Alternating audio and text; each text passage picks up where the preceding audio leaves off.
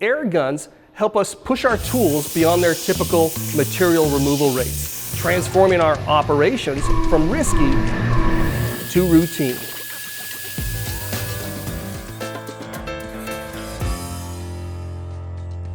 Now, I am cutting some mild steel along with some pre-hardened 4140.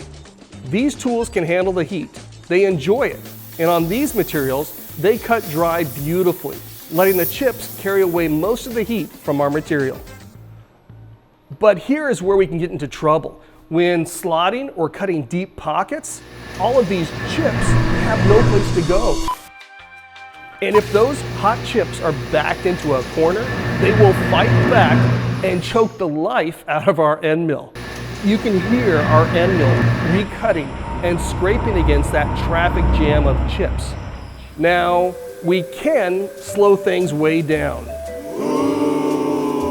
We can add more passes. No.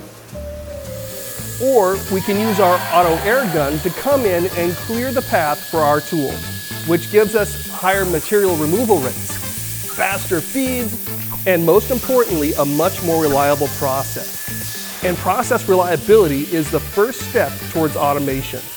If an operation isn't repeatable, we will have to babysit that machine, which takes automation off the table. Now, options like the auto air gun, chuck air blast, and through spindle coolant allow us to automate. Now, if we don't have the auto air gun, then we'll want to run as much coolant as possible. But we don't want to turn on that coolant between operations. That sudden blast of coolant can thermally shock the tool. It can actually crack the edge of our tool, damaging the coating and really lowering our tool life.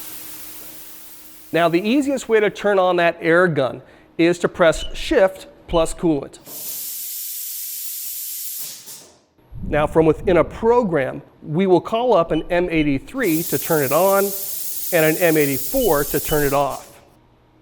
And don't worry, the air gun won't get caught up if we command a tool change. The control will retract that air gun automatically each time a tool change is called. You're welcome. On newer 19-inch controls, we can also just swipe left from the main screen, bringing up our quick M codes panel, where it displays all of our options. From there, we can just press our M83 auto air gun button. My favorite machine options have always been through spindle coolant and probing, but I am adding the auto air gun to that list. Look, my last machine had the air gun and this newer machine did not, so I went back and had that option added. I was cutting a lot of steels, a lot of 4140, even some stainless, and I was having to go way too slow in the cuts. I needed that air gun to allow me to run the tools faster and deeper. Now, let us know in the comments if you're using the auto air gun and where it's working for you, and maybe where it's not working so hot for you. Well, that's it. Thanks for watching this Haas Tip of the Day.